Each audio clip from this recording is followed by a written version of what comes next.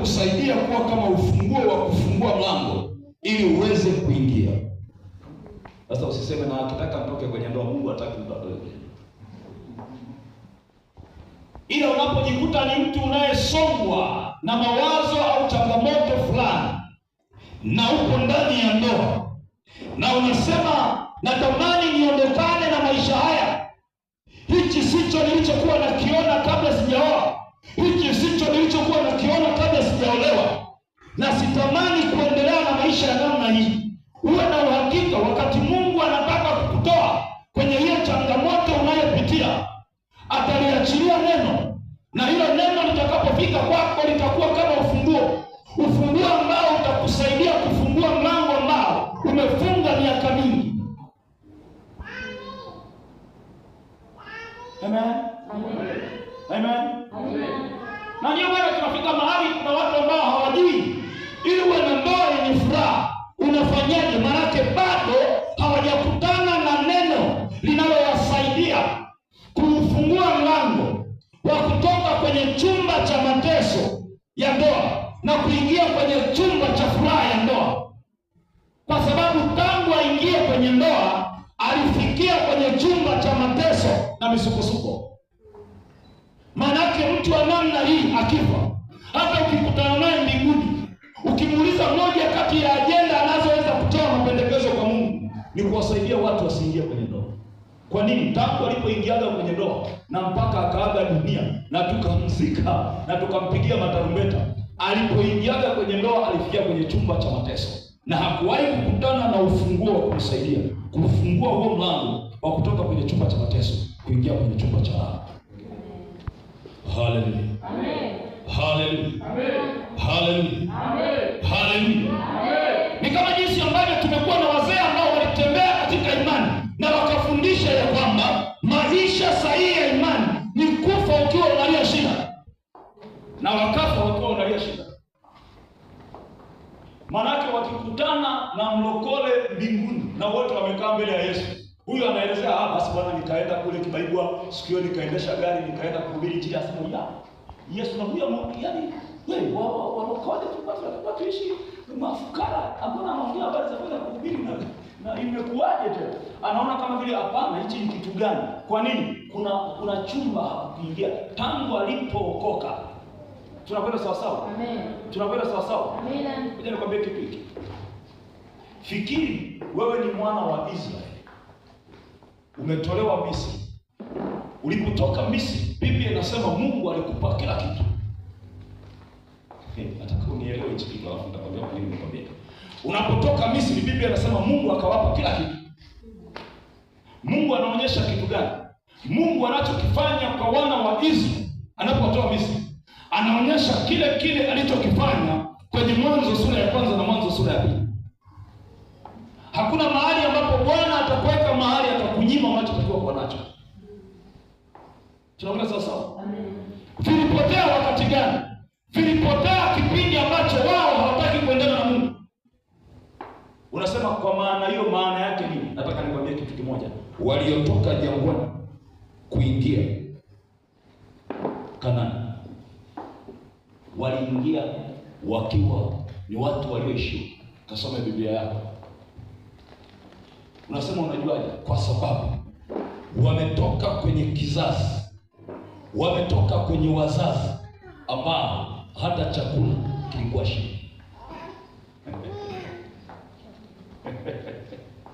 Yaani wametoka kwa wazazi ambao maji ya kunywa ni shida. Maji ya kunywa ni shida. Wewe unaweza ukaelewa maisha yao yalikuwa ya kitajiri ya kimaskini. Na hichi kizazi wazazi wao ndio wanakufa.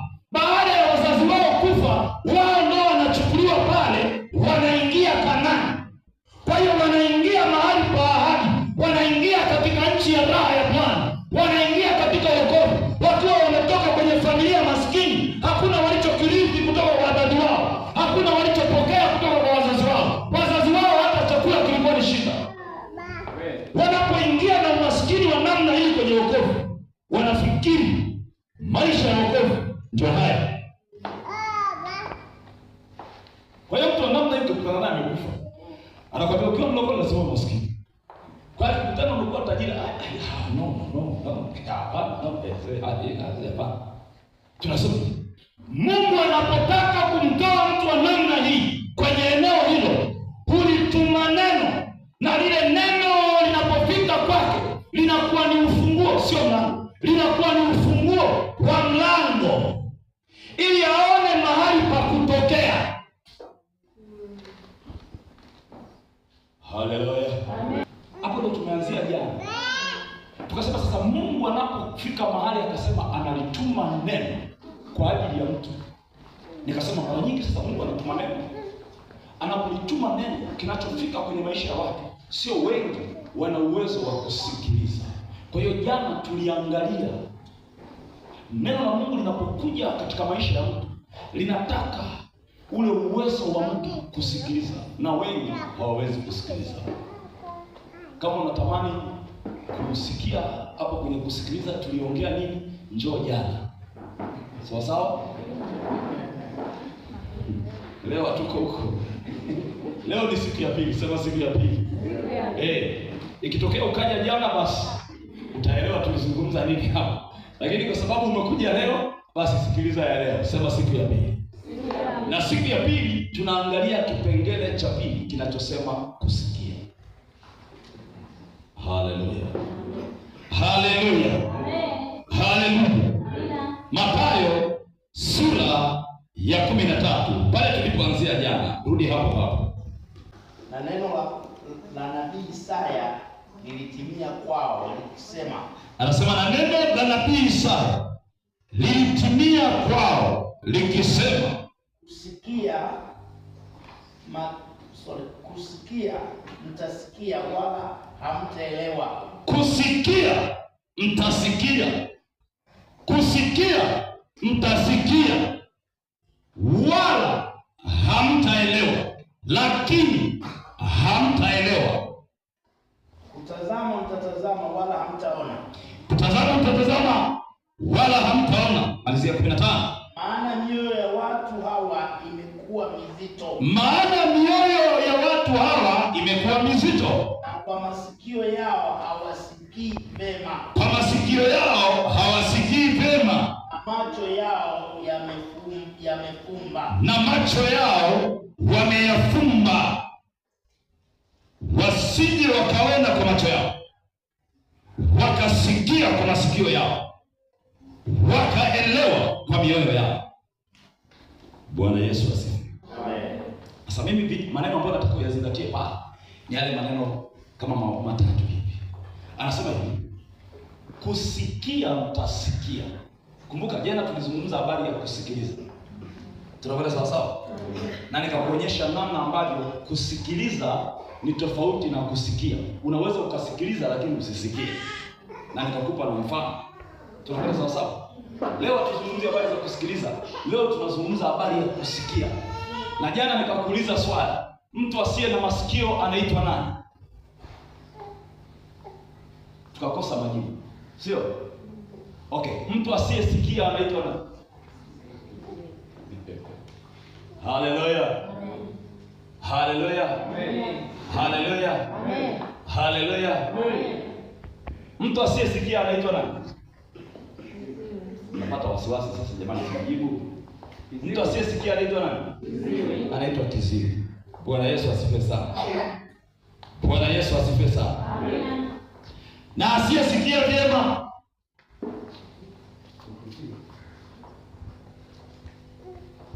Biblia imetaja. Haleluya. Haleluya. Mwaka 2020 tarehe 31 ya mwezi wa 7 nilikuwa nimetoka Mbeya pita Tukuyu, kaenda Busokelo, kutoka Busokelo nikaenda eneo moja wanaliita Kiela. Nikatoka Kiela, karudi Mbeya mjini, nikarudi Arusha. Bwana Yesu asifiwe. Amen. Unajua kuna wakati Mungu akisema na akaamua kufanya vitu, hata wewe uliyesema ambaye ndio unaonekana kama ndio mfanyaji, yaani wewe mwenyewe unakuwa sehemu ya washangaji.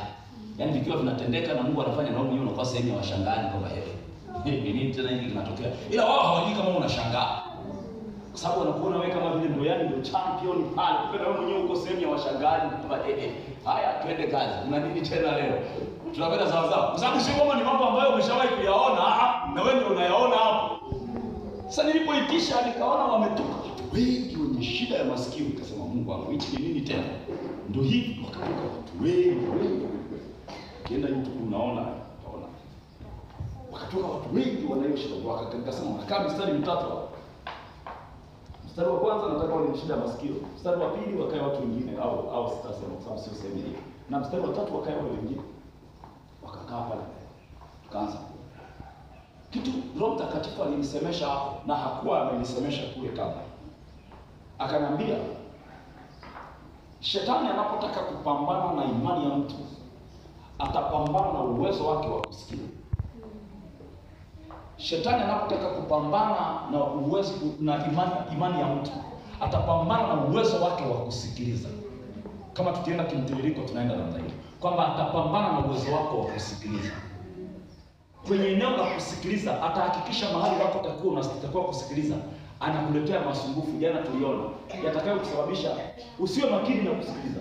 Unaweza kuwa makini na kueleza mtoto yaani hata kama mtoto hataki kunyonyesha karibu mnyonyeshe, lakini ndio hataki kusikiliza. Na nikasema anayekuzuia usisikilize, maana yake anazuia usisikie.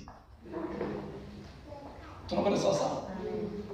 Lakini kwenye darasa hili kitu alikuwa ananieleza saa hiyo, maana sio kitu nilichokuwa mimi nafundisha. Mimi nilifundisha kitu tofauti, kwenye kuombea nikaambiwa niite kitu tofauti kabisa. Kwa kitu alichokuwa ananiambia saa hiyo, akawa ananiambia watu hawa ni kwa sababu wamekuja, lakini kuna shida kubwa kwenye ya watu kwenye eneo la masikio, shida kubwa. Na baadaye nikakutana na hicho kitu, hata wanakuambia ndio shida inatutesa hapa. Sema Jesus. Anasema hii shida ni ya watu wengi, yani ni ya watu wengi sana. Karudia okay. Soma katika hiyo Mathayo 13. Tunaona Biblia inatuambia hivi. Anasema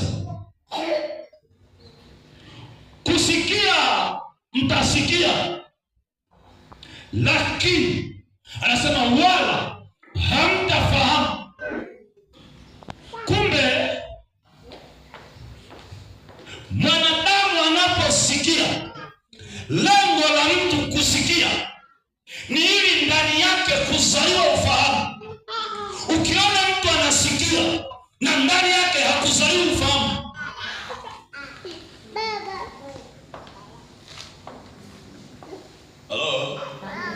Halo. Sema ngashtuka. Tutaongea kila kiuga. Kichina, Kijapani, Kindengereko mpaka tuelewane. Tunakwenda sawa sawa? Amen. Unapoona mtu anasikia na ndani yake hakuzaliwa ufahamu, kuna shida mahali.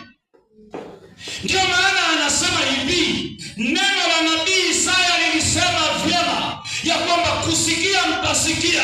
Maana yake ni kwamba shetani akishashindwa kupambana na wewe, ukamshinda kwenye eneo la kusikiliza na ukakaa makini, ukasema hata mtoto aliye nitaendelea kusikiliza, anakuacha wewe makini.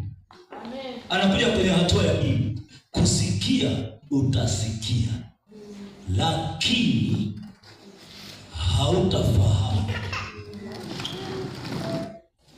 Kuna mtu anaelewa anachokisema? Kusikia utasikia, lakini hautafahamu. Sasa angalia kitu anachokisema ni hatari. Anasema kitu gani? Anasema sababu ya kutokufahamu ni moja. Anasema kinachozuia ufahamu, sababu ya hawa watu kuweza kusikia lakini wasifahamu ni moja, mioyo yao. Hasa mioyo yao ilikuwa mizito. Mioyo yao imekuwa mizito. Moyo mzito ni moyo wa namna gani? Unapoona unasikia lakini ufahamu wa uzalili ndani yako, maana yake kuna shida kwenye moyo. Na Biblia inasema moyo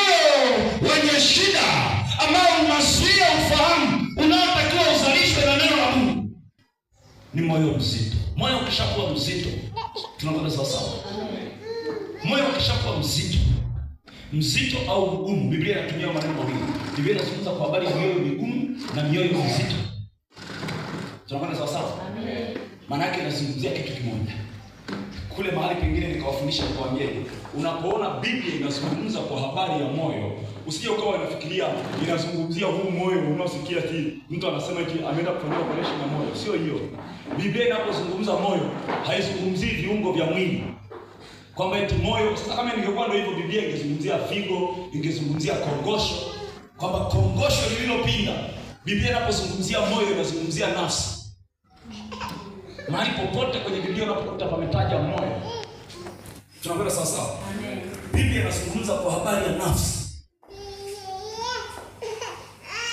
Tunakwenda sawa sawa. Kwa hiyo anaposema nafsi au moyo mzito, anazungumzia nafsi iliyoelemewa, nafsi ambayo imekuwa mzito. Kitu gani kinasababisha moyo unakuwa mzito? Kitu gani kinasababisha moyo unakuwa mgumu? Biblia tulisoma jana kwenye Luka 21 mstari wa 34. Anasema basi mioyo yenu isielemewe. Unajua maana ya kuelemewa? Kuelemewa maana yake umebeba ni mzigo. Unaposema huyu baba ameelemewa, jamani huyu baba ameelemewa, maana yake kuna limzigo amefanya nini? Kuna limzigo amefanya nini? Ameelemewa. Kwa hiyo Biblia inapozungumza kwa habari ya moyo mzito, moyo ulioelemewa, moyo mgumu, maana yake ni moyo ambao umeelemewa, umebeba mizigo, na kwa sababu moyo huu umebeba mizigo, maana yake neno la Mungu likija halina mahali pa kukaa. Ndio maana anasema hivi, kusikia mtasikia. Yaani sio kwamba hamtasikia. Tukifungua tunasema na wewe unafungua. Tena unaandika kabisa. Luka 21 mstari wa 34. Unasikia kabisa. Lakini hutapata ufahamu. Sababu ya kutokupata ufahamu, Biblia inasema moyo wako umeelemewa. Moyo wako umekuwa mzito. Moyo wako umekuwa mgumu. Kitu gani kimesababisha moyo wako umekuwa mgumu? Biblia inasema kuna kuelemewa. Luka 21:34 tulisoma jana. Kwa wale ambao hawapepo, anasema basi mioyo yenu na isielemewe kwa urafi, mioyo yenu isielemewe kwa masumbufu ya maisha. Unayajua masumbufu ya maisha wewe? Umewahi kukutana na masumbufu ya maisha wewe? Baba aliyekuzaa hakutaki, baba aliyekuzaa, mama aliyekuzaa anakusenganya, mume aliyekuoa kwa mavidavi, maupendo manini, sasa hivi anakuita kenge mweusi. Halafu ukishaitwa kenge mweusi, unatoka unaingia badani. Hata tusome maandiko kuanzia mwanzo mpaka Ufunuo, kitu kimekaa moyoni, unasema kenge mweusi. Tunakwenda sawa sawa? Amen. Kwa hiyo kuanzia unaingia badani mpaka unatoka, umeingia na kenge mweusi na unatoka na kenge mweusi. Biblia inasema kusikia utasikia, ila hutapata ufahamu. Sababu ya kutokupata ufahamu ni kwa sababu moyo wako umeelemewa. Umeelemewa na kitu gani? Umeelemewa na kitu kingine kinaitwa kenge mweusi. Kwa kuanzia uingie ibadani unajua wewe ni kenge mweusi, mpaka unatoka ibadani ni kenge mweusi. Tunakwenda sawa sawa? Ndio maana hata mtu akueleka mtumishi wa Yesu asifiwe, unaambia amina, alafu unafyonza. Sasa mpaka mtu anashindwa kuelewa, mbona nani mtumishi hapa? Kuna mambo yangu. Kuna mambo yangu. Unaumwa? Sasa mbona nikusalimia ukaitikia alafu kalifyonza? Hapana, wewe na amani mtumishi, kuna vitu tu. Kuna vitu. Kumbe moyo umeelemewa. Moyo umeelemewa. Unakaa na mtu ibadani, ibada inang'aa, ibada ina furaha, neno limenoga, Roho Mtakatifu anatembea, lakini yeye amekaa. Moyo umeelemewa. Kwa nini? Kabla hajaja ibadani ametumiwa message. Usipolipa kodi yangu na kutoa. Jana nilikuja kwa mwenyekiti nikakukosa na kutoa leo. Amekaa ibadani, kale kabisa nitaacha. Akikaa kusema haleluya, yeye anasikia na kutoa. Mpaka unamfuata unambia, mama nani haleluya, haya sema mwenyewe amen. Anasema amen. Anasema amen, anarudi tena anasikia na kutoa.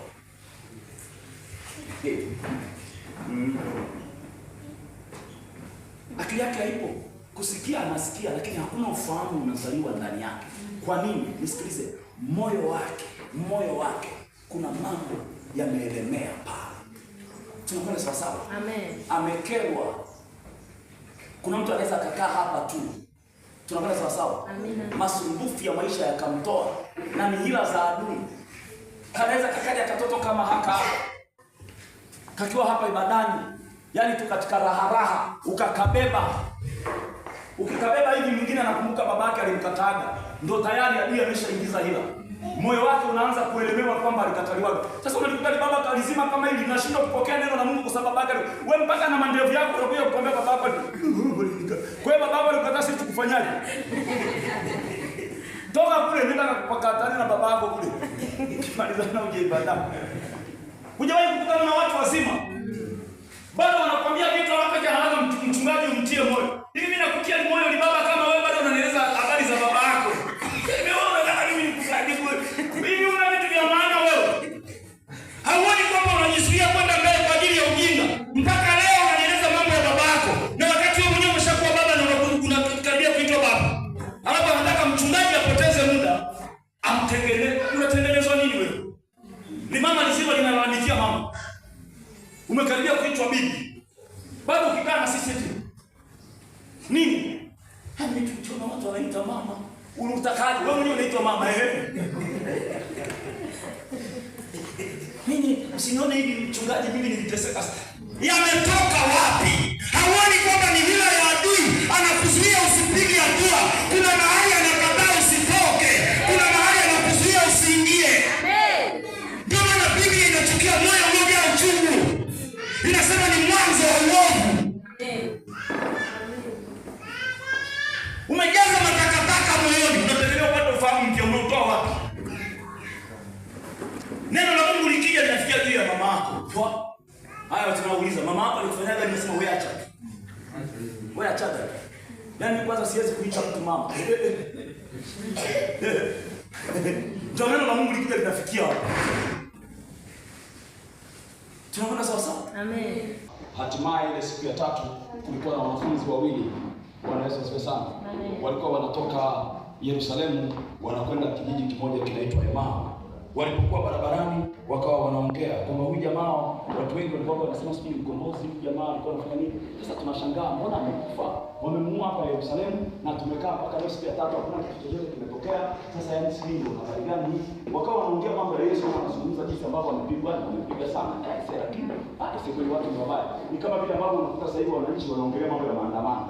Kipindi hicho sasa cha Yesu ndio kilikuwa kimetokea. Hiyo ndio ilikuwa tukio ambalo limenasa mtandaoni. Ukienda WhatsApp unalikuta watu wanasema jamani, yule jamaa bwana bila bugawa. Ukienda Facebook unakuta hilo, kama kulikuwa na Facebook kipindi hicho. Unakuta kila mahali wameweka hilo tukio. Tunakwenda sawa sawa? Amen. Ukiingia YouTube wanasema yule mhubiri mkubwa sasa amemalizwa kabisa. Yaani ndio habari ya mjini. Sasa hawa jamaa wanaongea tukio ambalo ndio tukio la moto, ndio habari iliyotokea. Na sasa ni siku ya tatu. Na jamaa ndo ashafufuka, mwanaume wa wanaume. Walipokuwa wakizungumza habari zake,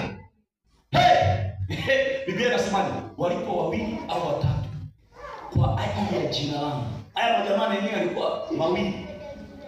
At least walikuwa wameanzia kwenye ile namba kwamba walipo wawili, basi wenyewe walikuwa wawili. Wakawa wanajadili habari za Yesu. Tunakwenda sawa sawa? Amina. Sikilize, mkimjadili Yesu anatokea katikati yetu. Amina. Ndio maana msiache kumjadili Yesu kwenye familia zenu. Msiache kumjadili Yesu kwenye biashara zenu. Mkimjadili anatokea. Amina. Amen. Walipokuwa wakimjadili akatokea katikati yao. Na alipotokea katikati yao, Biblia inasema kwenye hiyo Mwanzo hiyo Luka 24 mstari wa 16. Biblia inasema hivi, kabla hajatokea walifungwa macho yao. Leo siongea habari ya macho. Naongea habari ya masikio. Kwa hata nikuse mistari ambayo inazungumzia masikio. Tunakwenda sawa sawa? Amen. Au kusikia. Tunakwenda sawa sawa? Amen. Akatokea katikati yao. Alipotokea katikati yao, akaongozana nao. Wanaongea. Akafika mahali akauliza, "Mnaongea kuhusu nini?" Wakamgeukia. "Unaongea kitu gani wewe?" Yaani kwenye hapa mazungumzo yote hujaelewa nini wewe? Hujaelewa nini? Tunakwenda sawa sawa? wewe ni wapi? Biblia inasema wakamshangaa, lakini wakamshangaa katika hali ya kwamba anakera. Yaani uelewi kilichotokea hapa sasa hivi, uelewi nini wewe? Tunaongea habari za huyu nani, mtu ambaye alikuwa anaonekana ni mtu Mungu, nabii nini, amekufa. Alafu wakaendelea mbele wakasemaje? Wakasema yaani sisi tulikuwa tunatumaini ya kwamba yeye atakayekuwa mkombozi. Sasa tunashangaa amekufa tena, yaani mkombozi amekufa bwana. Yaani hii habari, yaani tumaini lao likawa limekwisha. Kwa sababu gani? Waliokuwa wanaamini kwamba hawezi kufa kwa sababu huyu ni Mungu mtu. Sasa mbona tena amekufa? Na kumbe mwanaume ndio yuko katikati yao. Akawasikiliza, wakaongezana. Akafika mahali mstari wa 25. Ndio unaona anawaambia hivi, enyi wenye mioyo migumu. Tunakwenda sawa sawa. Sasa angalia, hata anapowaambia hivi bado hawakuelewa chochote. Nazungumza hawakuelewa chochote. Biblia inasema hawakuelewa chochote. Anasema enyi wenye mioyo migumu. Maana yake mioyo yao ilikuwa imeelemewa na mambo mengine. Ndio maana hata Yesu anapojaribu kuwafunulia maandiko, na ukitaka kujua ya kwamba hapa alikuwa anawafunulia maandiko, lakini hawakujua ya kwamba wamefunuliwa maandiko. Biblia inasemaje? Anawaambia enyi wenye mioyo migumu, kizazi kisichoamini. Kwa nini hamwezi kuamini mambo haya? Mbona imeshaandikwa ya kwamba imempasa mwana wa Adamu kuyachukua mateso, kisha kuuawa na baadaye kufufuka siku ya tatu. Ni kitu gani ninyi hamwelewi? Bado hawakuelewa. Nitakuonyesha kitu cha ajabu sana na mtakiona kipo hapo kwenye Luka 24. Biblia inasemaje? Kaenda nao mpaka wakaingia kwenye kijiji cha Emau. Walipofika kwenye kijiji cha Emau, jua lilikuwa limeshazama. Ilikuwa maana yake ilikuwa ni jioni. Wametembea na Yesu mpaka wameingia kijijini, jua limeshazama. Sasa jua limepotea, maana yake wanaona nuru inapotea. Na wale watu wenyeji wa Emau wakawa wanajua kwamba huyu mtu sio mwenyeji wa Emau. Ndio maana hatumjui, hakai hapa Emau. Kwa hiyo maana yake na Yesu naye kwa kuzuga akajifanya kama vile alikuwa anataka aendelee kidogo. Tunakwenda sawa sawa. Kasoma Biblia utaona hicho kitu. Ndio maana unaona wanamkataza, wanamwambia hivi, usiendelee, muda umeshaisha sana. Tafsiri yake nini? Walikuwa wanajua hivi, kijiji kinachofuata labda ndio huyu jamaa anatokea. Huyo hatokei Emau, anaenda kwenye mji mwingine. Na umbali wa kutembea mpaka ufike hicho kijiji saa hizi haitawezekana, muda umeenda sana. Ndio maana Biblia inasema wakamsihi sana kwamba pumzika tu hapa. Maana yake Yesu alikuwa anaonyesha ya kwamba mimi naenda zangu, naendelea. Wakamsihi sana. Unasema unafundisha kitu gani mchungaji? Nasema hivi, hata ukiona umekaa kanisani na uelewe, endelea kung'ang'ana na Yesu, utapokea matokeo siku moja kwa jina la Yesu. Pamoja na kwamba hawakuelewa waliye naye ni Yesu, lakini bado ndani yao kuna kitu kilikuwa kinawasukuma ya kwamba endeleeni kukaa naye. Ile kwamba huelewi mchungaji wako akihubiri haina maana, sio neno la Bwana. Kuna shida mahali kwenye moyo wako. Je, kutokana na mtu anatoka ibada, huyu anasema Kristo anabarikiwa, alafu mwingine anasema ibada leo moto. Mwenye shida nani?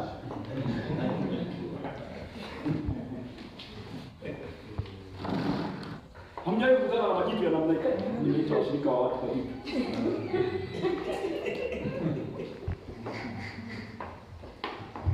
Samahani sitawaita mshirika. Kule kwangu kuna majitu. Yaani unaweza kukuhubiria kabisa. Tumebarikiwa toka la sawa.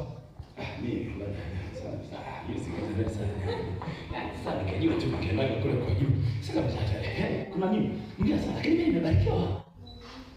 Nikawaambia mahali fulani nilikuwa nafundisha. Nikasema hivi, ukiona ulisomaga shule fulani, tunaona sawa. Mkao wanafunzi 100 darasani.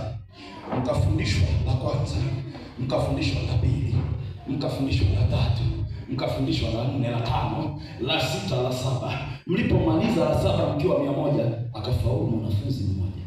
Sio shida ya mwalimu. 99 mkafaulu. Sio shida ya mwalimu. Sio shida ya mwalimu. Kuna shida kwa wanafunzi pia. Kuna mtu ananielewa? Amen. Kuna mtu ananielewa? Amen. Tunakwenda sawa sawa.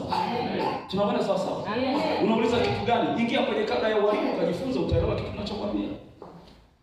Unapelekwa kwenye shule ambayo wanafunzi wote wanaongea Kimasai na wewe sio Masai. Na unatakiwa ufundishwe wafaulu. Unafikiri shida ni ya mwalimu au ni ya nani? Tunakwenda sawa sawa.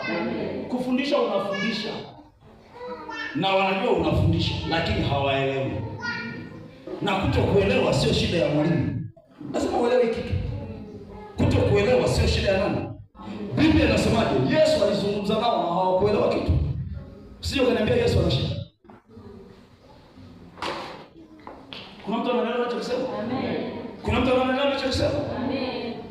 Ndio maana ukikaa hapa ukaona kanisa letu halifai, nataka kukwambia wewe ndio haufai.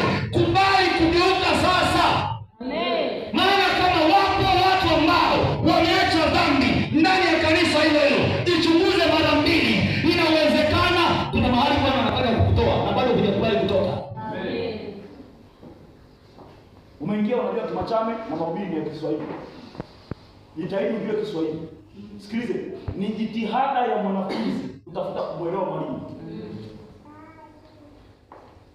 Sio wengi wanajua hivyo. Nikihubiri, jitahidi unielewe. Ni jukumu lako kunielewa. Umekuja hapa kunisikiliza, sijaja hapa kukusikiliza. Unatakiwa ujue hilo. Na kama umekuja kunisikiliza mimi, maana yake unatakiwa unielewe. Amina. Usiponielewa una shida, hujapata ulichokifuata. Amina. Hallelujah. Amen. Hallelujah. Amen. Hallelujah. Amen. Hallelujah. Amen. Hallelujah. Biblia inasemaje kwenye mstari wa 32? Ndipo Bwana akaomba wamletee mkate. Maana yake sasa ukisoma jana kule kwenye Mathayo, Biblia inasema hivi kule kwenye Mathayo. Anasema anawafundisha kwa mifano. Sababu ya kuwafundisha kwa mifano ni kwa sababu wakisikia hawasikii. Jana tulisoma hiyo kipengele kigumu kinasema wakisikia hawasikii. Wakisikia hawafanyi nini? Ndio maana Yesu akatumia mifano kwa sababu kuna watu wakisikia hawasikii. Sasa wakisikia hawasikieje? Jana tulizungumza hiyo. Yaani inakuwaje umesikia alafu usikii? Jana tulijifunza hiyo. Nikawaambia kwenye Biblia ya Kiswahili cha neno inasema wakisikiliza hawasikii, sio wakisikia hawasikii. Wakisikiliza. Tunakwenda sawa sawa? Amen. Waingereza wanajua huo tofauti. Tunakwenda sawa sawa? Wanasema hii nimewahi kumwambia rafiki yangu mmoja wa benki ya CRDB. Unajua CRDB benki yao kama msemo kao kanasema the bank that listen. Sikiliza, you can listen and you cannot hear. Kwa hiyo nikamwambia rafiki yangu mmoja wa hiyo benki, nikamwambia you guys, you can only listen but you cannot hear. Kwa sababu walikuwa wamenichukua. Sio kila mwenye uwezo wa kusikiliza anasikia. You can listen and you cannot hear. Tunakwenda sawa sawa? Amen. Una uwezo wa kusikiliza na usifanye nini? Usisikie. Tunakwenda sawa sawa? Sasa jana ilikuwa nazungumza na kipengele.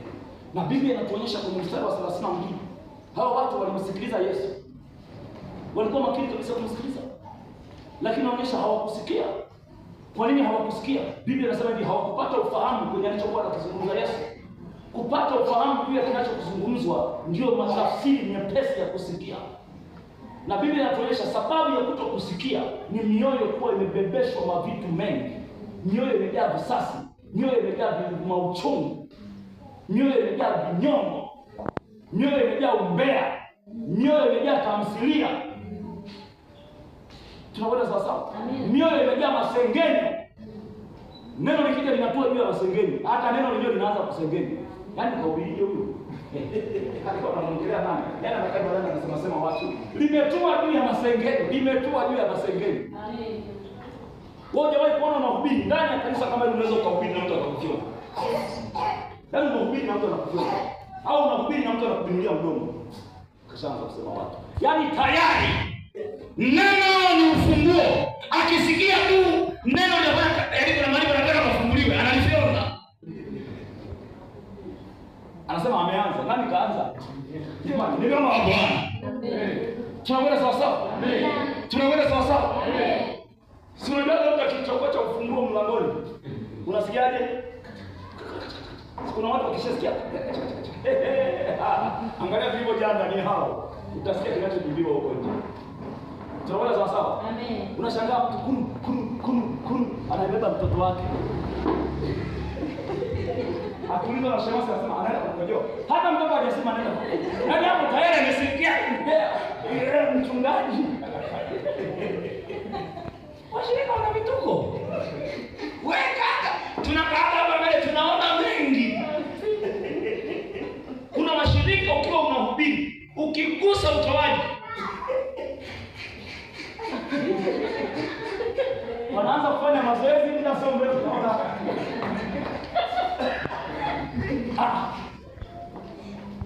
Na kila ukigusia eneo la utoaji kwenye ibada lazima atoke.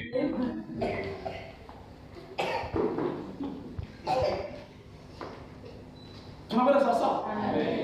Ukimkuta ni baba ukiongea tu habari ya kwamba lazima wanaume tuwe vichwa na kuwa kichwa kwenye familia, lazima ujifunze kuipenda familia yako, ufundishe familia yako, anaanza kubiza na simu.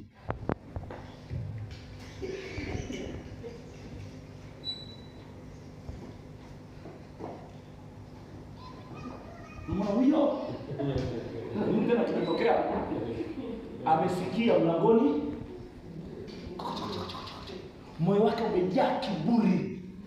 Ukigusa tu eneo la kutunza ndoa, kashavimba, amevimba.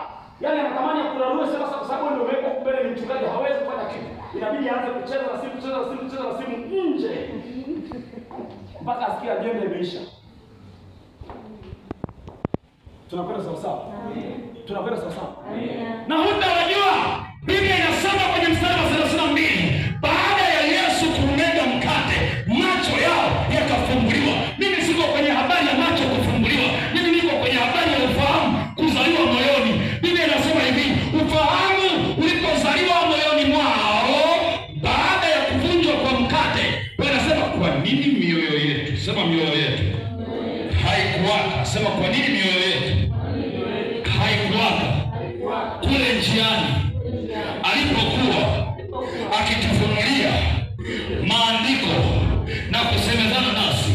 Kumbe neno la Bwana unapolisikia, sikiliza, kuna kitu kinatakiwa kitokee moyoni. Ufahamu, Biblia inasema ni ufahamu, lazima uzaliwe moyoni. Ukiona neno la Bwana linakuja na ufahamu hauzaliwi moyoni, kuna shida mahali. Haleluya. Haleluya. Haleluya. Ukiona neno la Bwana limekuja na ufahamu hautokei, kuna shida.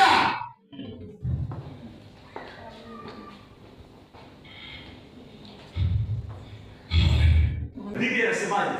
Wakati kazi ya Mungu inaendelea. Tunakwenda sawa sawa? Amen. Yaani neno la Mungu linafanya nini? Linaendelea. Kulikuwa kuna mchawi katikati ya ile eneo, katikati ya ile ibada. Wakati ibada inaendelea, neno linaachiliwa, mchawi naye alikuwa kazini. Kazi ya mchawi ilikuwa ni kuzuia yule liwali. Liwali ni kama mkuu wa wilaya. Tunakwenda sawa sawa? Amen. Tunakwenda sawa sawa? Amen. Yaani mkuu wa wilaya naye alikuwa kwenye ibada, lakini huyu mchawi akawa hataki yule kiongozi wa serikali, liwali, aamini, moyo wake ulipokea ile imani, moyo wake ulipokea ile neno ambalo kina Paulo walikuwa wanafundisha. Amen. Amen. Nasema mchungaji, naongea kitu gani? Nazungumza na habari ya mioyo ya watu. Kuna wakati mnakaa ibadani, neno linahubiriwa, alafu anayekaa pembeni yako anakuja anakuambia hivi,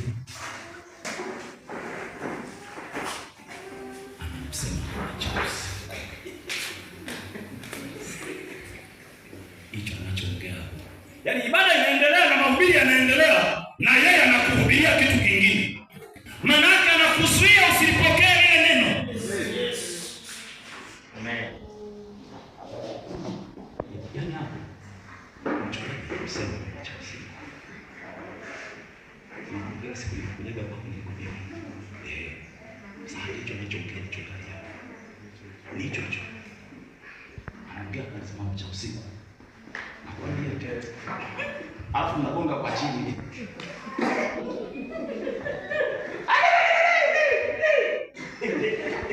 Yaani hata anayehubiri haelewi kigelegele kutokea wapi. Manake aliongea pointi, haikupigiwa kigelegele. Alafu hakuna hata pointi aliyoongea. Anasikia hata Mungu anashindwa kuelewa hicho kigelegele. Kumbe ni kigelegele cha kusindikizia umbea wao. Kuna mtu amezuia mtu asimpokee neno. Kuna mtu ameziba ufahamu wa mtu. Ndio maana ogopa sana kukaa na mtu kwenye ibada ambaye kati ya ibada anacheza na ufahamu wako. Tunakwenda sawa sawa? Amina. Tunakwenda sawa sawa? Amen. Tunakwenda sawa sawa? Amen. Tunaongea habari za kujenga kanisa. Mwingine anakwambia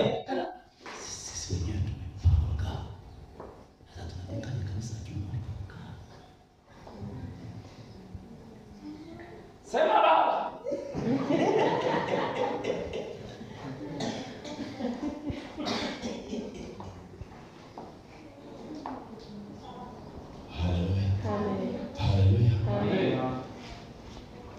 Mungu amenipa leo neema. Kuna wakati nakaa najua kabisa huyu hashangilii neema, kuna vitu anashangilia baadaye. Najua. Mungu amenipa leo neema. Ndio maana ni vizuri sana, ni muhimu sana. Mungu atupe macho. Amen. Sio kila anayekushangilia baadaye anashangilia unachokihubiri. Tunakwenda sawa sawa? Amen. Biblia inasemaje? Elima mchawi amekaa ibadani na anafanya mambo yake. Paulo anahubiri na yeye anahubiri. Anachokihubiri yeye kinamzuia huyu mtu asipokee ile imani. Maana yake asipokee ile neno. Unasema kupokea imani maana yake ni kupokea ile neno. Kwani Biblia inasemaje? Tunakwenda sawa sawa? Amen. Tunakwenda sawa sawa? Amen. Na Biblia inasemaje? Anasema akazuia moyo wake. Yaani maana yake alichokuwa anakisema Elima ukichanganya na uchawi wake, alikipeleka moja kwa moja kwenye moyo wa liwali. Kule ambako ufahamu ndiko unakotakiwa uzaliwe. Yeye akazuia moyo wake usipokee imani. Tunakwenda sawa sawa? Amen. Tunakwenda sawa sawa? Amen. Tunapoongea maendeleo ya kanisa, kuna mtu anakuambia ndio sababu. Yaani wengi sana wanashangaa hapa kwenye kanisa kwa sababu hiyo. Unafikiri anatengeneza jeraha ambalo kuanzia hapo usikilize neno. Unaanza kutafakari vitu ambavyo haviko. Mpaka tunamaliza ibada hakuna ulichopokea. Kuna mtu amepenyeza sindano. Nimesema moyo ni nafsi. Siku ya leo nilikuwa nazungumza na mtu mahali fulani. Na nilikuwa nazungumza habari za ndoto. Nikamwambia hatari ya ndoto. Kama tungekuwa tunazungumza kisayansi, ni kama dawa unayotakiwa uchomwe sindano.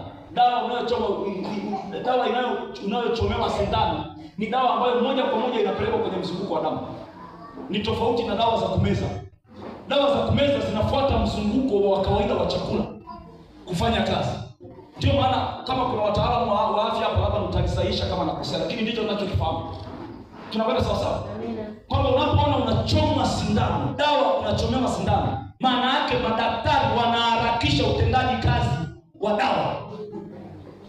Tunakwenda sawa sawa? Amina. Tunakwenda sawa sawa? Amen. Kwa nini? Wanaipitisha moja kwa moja kwenda kwenye mfumo unaotakiwa. Ndio sababu ya dawa za sindano. Dawa yanayomezwa iwe ni ya kunywa, iwe ni ya kidonge, iwe ni ya kitu gani, wanapokupa maana yake inapita kwenye mfumo wa chakula kawaida wa mmeng'enyo. Mpaka ifike kuanza kufanya kazi ni muda. Tunakwenda sawa sawa? Kwa hiyo kama namwambia hichi kitu, hatari ya ndoto. Hatari ya ndoto ni sawa na dawa inayochomwa kwenye mwili wa mtu kwa sindano. Kwa nini? Ndoto ni mlango ambao unatumika kuingiza mambo kwenye nafsi moja kwa moja. Hayapitii mwilini, yanaenda kwenye nafsi moja kwa moja. Sasa siko kwenye habari ya ndoto, lakini nazungumza habari ya mchawi kushughulika na moyo wa mtu. Maana yake alikuwa anashughulika na nafsi ya mtu. Maana yake anapenyeza ugumu wa moja kwa moja. Mtu asikubali habari ya wokovu, asikubali kwa habari ya imani inayoelezwa na Paulo. Unaweza ukaelewa ilikuwa ni hatari kiasi gani. Ndio maana Biblia inasema kwa sababu Paulo alikuwa na macho, akamkazia macho, akamwambia wewe ndiye jahila, shindwa. Tunakwenda sawa sawa? Amen. Ngoja nikueleze sasa ni kwa sababu gani. Luka 17 mstari wa 4 na 5. Alafu na Warumi. Tunazilinganisha hivyo vitu viwili. Luka 17:4-5 na Warumi